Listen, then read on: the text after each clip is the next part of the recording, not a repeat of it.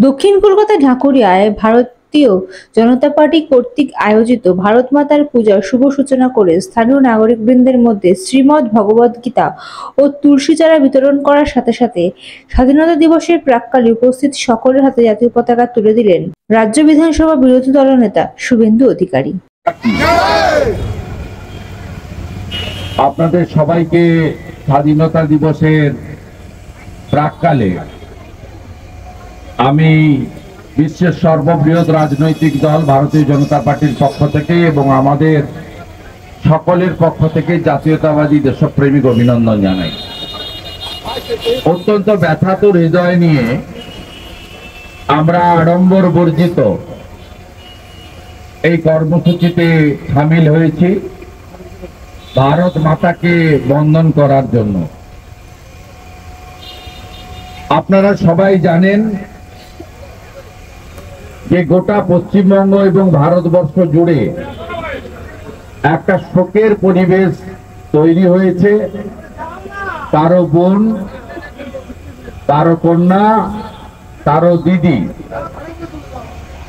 আমাদের এই রাজ্যের অত্যন্ত প্রতিভাবান একজন ডাক্তার বোনকে নরখাদকরা নৃশংসভাবে ধর্ষণ করে খুন করেছে।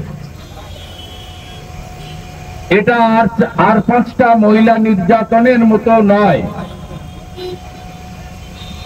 আমাদের ভারত সরকারের মাননীয় মন্ত্রী গিরিরাজ সিং বলছিলেন এটি হলো সরকারি ধর্ষণ। রক্ষক যদি ভক্ষক হয় যাওয়ার আর কোনো জায়গা থাকে না। তাই আমরা ভারত মাতাকে যেমন আরতি করলাম, পুষ্পার্ঘ দিলাম, তেমনি মোমবাতি প্রজ্বলিত করে আমাদের বোনের বিদেয়ী আত্মার অমরত্ব প্রার্থনা করলাম। আমরা কেউ ভারতকে পিতা বলি না, ভারত মাতা বলি।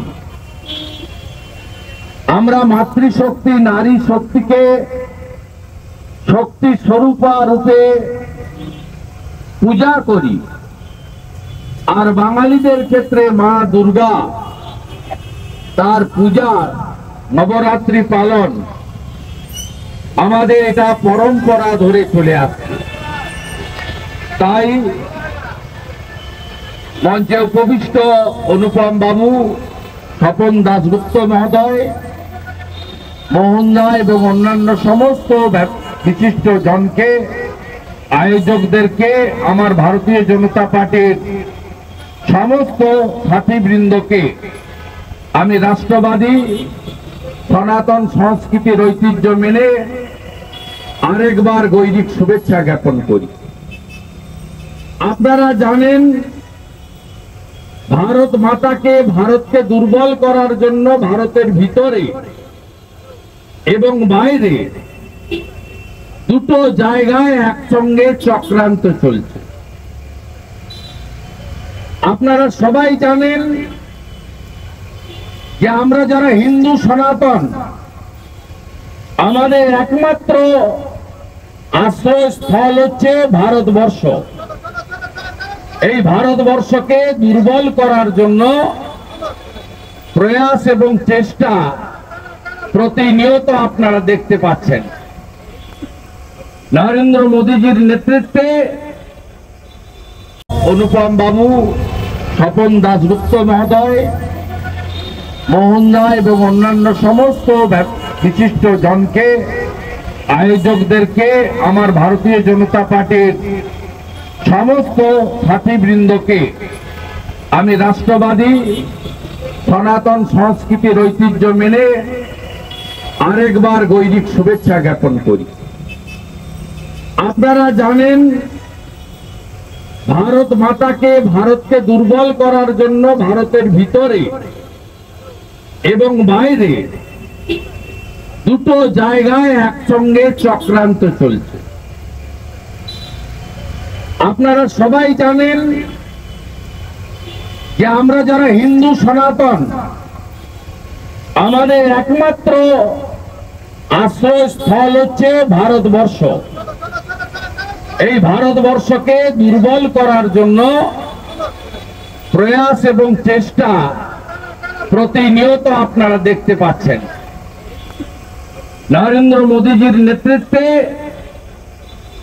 ভারত 12তম অর্থনৈতিক দেশ থেকে আজকে 5ম অর্থনৈতিক দেশে পরিণত হয়েছে।